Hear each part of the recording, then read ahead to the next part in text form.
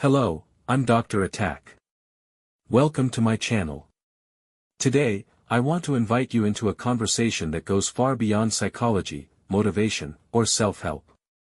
In this video, you will listen to Viktor Frankl, an internationally renowned psychiatrist, a Holocaust survivor, and the founder of logotherapy, speaking about one of the most urgent problems of our time, the loss of meaning. Frankl does not approach meaning as a philosophical luxury. For him, meaning is a matter of survival. Having endured 4 concentration camps, he speaks from direct human experience when he says that life has meaning under all circumstances, even the most brutal ones. And that survival itself is not enough. What truly matters is why we survive. In this talk, Frankl explains why people who were oriented toward a future task, a loved one, or a purpose beyond themselves were more likely to survive the camps. And he draws a powerful contrast between extreme suffering and modern society, where comfort, abundance, and security coexist with emptiness, boredom, and despair. You'll hear him reflect on why consumer and welfare societies fail to meet our deepest human need. Why young people today suffer not from too much pressure, but from too little meaning. How the collapse of traditions has created what he calls the existential vacuum. And how meaning can be found through work, love, and even unavoidable suffering. This is not a quick video. It's not designed to entertain. It's designed to challenge the way you think about life, responsibility, and what it truly means to be human. If you're willing to slow down and really listen, this conversation might change the questions you ask yourself. Let's begin. Hello, I'm Roy Bonesteel. We're going to meet Viktor Frankl, the internationally famous psychiatrist, writer, and lecturer. He deals with the most common ailment of our time, meaninglessness. Dr. Frankl heals the soul. The survivor of 4 concentration camps, Viktor Frankl speaks from a profound understanding of man. He says life does have meaning in any and all circumstances. We can learn from Auschwitz, he says. From the Holocaust comes a message of hope. Lesson one could learn in Auschwitz and in other concentration camps in the final analysis was those who were oriented toward a meaning to be fulfilled by them in the future were most likely to survive. And this has been confirmed afterwards by American Navy and Army psychiatrists in Japanese prisoner of war camps, in North Korean prisoner of war camps, recently in North Vietnamese prisoner of war camps. The orientation toward a future, toward a task, a personal task, waiting for them to be fulfilled in their future, or another person whom they were loving, to be met again, to be reunited with them again in the future. This was what was decisively upholding these people. So the orientation beyond oneself, you see, the question was not just survival, but there had to be a why of survival. The question was survival for what? Unless there was something or someone, a person or a cause, for whose sake to survive, there was survival scarcely possible. Most of us have never been in the concentration camp experience. We've never had to go through that horror and tragedy, and so one would think that today it would be easier to find meaning in life, and yet I sense that it's more difficult in a sense today than it was in years past. Do you think that? You're absolutely right. Well, why is that? Because we are living in a society, either in terms of an affluent society or in terms of a welfare state, as we in Austria are living in. Anyway, these types of societies virtually, or at least they are out, virtually to satisfy and gratify each and every human need, except for one need, the most basic and fundamental need operant in man, the need for meaning. Consumer societies even creating needs, but the need for meaning, or as I'm used to referring to it, the will to meaning remains unfulfilled. It's what I'm used to calling recently the unheard cry for meaning. You scarcely will find any reference to what is the most fundamental and basic concern of man. Neither pleasure nor happiness, nor power or prestige, but originally and basically his wish, his desire to find and fulfill a meaning in his life, or for that matter, in each single life situation confronting him. And if there is a meaning to fulfill, if he's aware, if he becomes cognizant of such a meaning, then he's ready to suffer, he's ready to offer sacrifices, he's ready to undergo tension, stress, and so forth, without any harm being done to his health. But if there is no meaning available, no meaning in his visual field, then he takes his life. Can you imagine a situation for a human being which is more full of stress than Auschwitz? And virtually all neurotic symptomatology disappeared in Auschwitz. And the degree to which suicide took place in Auschwitz and Dachau was astonishingly, surprisingly low, according to whoever wrote books, psychiatrists writing books on the psychology and psychopathology of concentration camp life.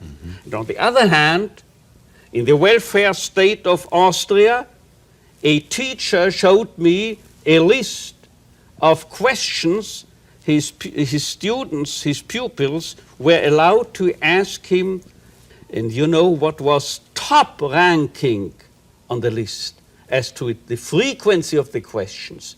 Suicide among youngsters of 14 to 15 years of age in a welfare state such as Austria. Suicide. There are virtually no stress or tensions because they are pampered. Nobody allows himself to challenge them. What young people need are ideals and challenges, personal tasks, and to begin with, in the first place, examples, personal examples, but not the coward people who don't venture to confront them with anything because they might become angry because they are challenged. Neither parents nor school teachers are courageous enough to challenge them. Don't arouse tensions. Don't create tensions. Don't put stress on them. It is well known among neurologists and psychiatrists that placing too high demands on people is even less dangerous than placing too little demands on them. See? People are today, they are not over-demanded, they are under-demanded. Another thing that occurs to me, though, is that we could always find meaning in some of the traditional institutions we had going for us, the church, for example, or the family, you see. And this seems to be diminishing, these institutions, and they have less importance, it seems to me, in our lives today. And this would frustrate our search for meaning, it seems. You are right in several respects. First of all, what I've described already 30 years ago and predicted and foreseen, I might say, the emergence and today the presence of what I call the existential vacuum, the feeling of meaninglessness, the feeling of emptiness, the feeling, a sense of futility, which now takes over the place of inferiority feelings, the existential frustration, which now takes over the place of sexual frustrations, in contrast to the times of Sigmund Freud. Now, this mass neurosis, meaninglessness, is to be explained, as I see it, mainly in two directions. First, in contrast to an animal, man is not told by drives and instincts what he simply must do. Furthermore, in contrast to man in former times, today he is no longer told by traditions and traditionally and universally held values what he should do. Now, neither knowing what he must do nor what he should do, he sometimes seems no longer to know what he basically wishes to do. And what is the consequence? Either he just wishes to do what other people are doing. This is conformism.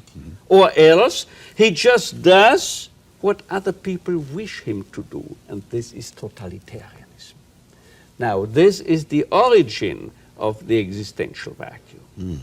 But you see, since traditions are on the wane, traditions are crumbling, there is a decay of traditions, not only in the field of religion, but generally, those people who are most affected by this loss of traditional values are naturally the youngsters.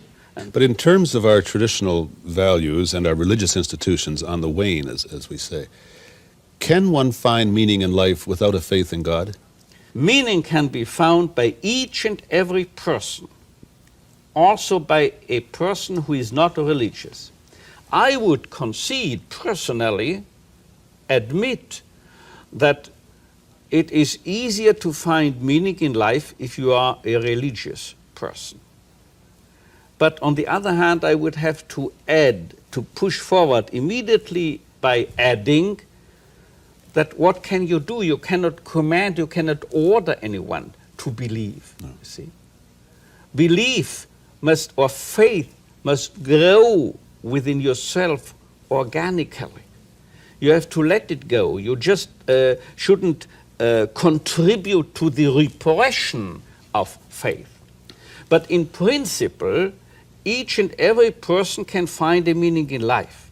Meaning can be found by each and every person irrespective of his age, irrespective of his sex, irrespective of his educational background, irrespective of his IQ, irrespective of his personal character structure or psychological makeup, even irrespective of environment. Just think of Auschwitz, of prisons, and of the people who are very successful and yet bored. And finally, it turned out that meaning is available to man in principle, irrespective of whether or not he is religious, and if he is religious, to which denomination he belongs. Let's explore just for a moment how we find that meaning. Let's say that I'm just an average sort of chap. I have never been through the concentration camps, so I don't have I haven't been tested through suffering, for example. I live a very comfortable life. Perhaps I don't have a belief in God. Maybe I'm bored with my job. Maybe I'm bored with my family. But you say I can still find meaning in my life, and it's important I find it. Where do I find it? What do I latch on to? There are three main avenues, as it were, leading up to meaning fulfillment. The first way, the first road on which you may arrive at meaning to fulfill, to find and to fulfill, is through work, through creating a work or doing a deed. Second, through love, through experiencing someone in his very uniqueness, and this means loving. Love is more than just sex. On the contrary, human sex is more than mere sex, precisely to the extent to which it serves as the bodily incarnation, I may say, a mode of expression, the physical mode of expression of one's love, of a personal togetherness, of getting hold of another person in his very uniqueness. And seizing the uniqueness of another person is equivalent is the very definition of love. Anyway, you may enrich your inner life through experiencing something, culture, nature, art, or whatever, through research, through experiencing something or encountering someone in his very uniqueness, in other words, through love. Work and love are the main avenues leading up to meaning. But if need be, if you are confronted with a fate you no longer can change, if you are confronted, say, with an incurable disease, with an inoperable cancer, even then you may find a meaning. You may even find the deepest possible, the highest conceivable meaning, because you then have an opportunity to bear witness of the human potential at its best, of the most human of all human capacities, which is to turn a tragedy into a personal triumph, to turn your predicament into an achievement on the human level. No animal can do anything like this. No animal asks the question whether its life has a meaning or not. But no animal is capable of even turning a predicament into an achievement. Man alone. But if he so does, then he has reached the peak of whatever man is capable of. So we can find meaning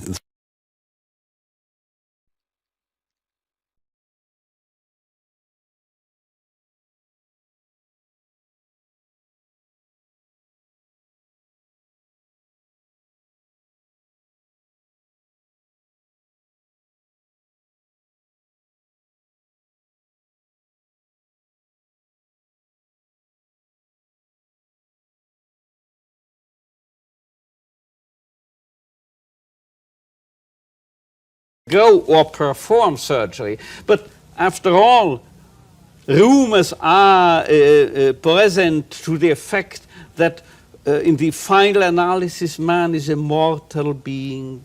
We have to die, and before dying, we have ineluctably to suffer sometimes. As a medical doctor, I must confess this. So there is certainly no one who is spared with unchangeable situations. Perhaps for a couple of months unemployment, and still life retains a meaning. What we need, you see, is not bread alone. And what the unemployed need is not welfare alone. They need a meaning, and the meaning can be found everywhere, in the smallest hut. On the other hand, you find people who are millionaires and milliardaires and billionaires, and they have no meaning. They kill themselves. On the other hand, I can present you heaps of letters due to unknown reasons I always get from American prisons, you see, letters to the effect, only here in prison, a few hundred yards far from the electric chair, I have at last found meaning in my life, only here.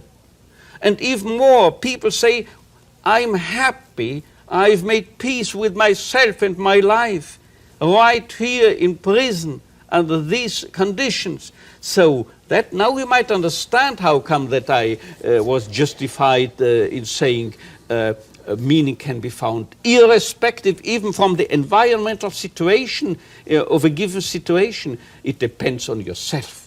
And it depends on whether or not you are exposed to an indoctrination on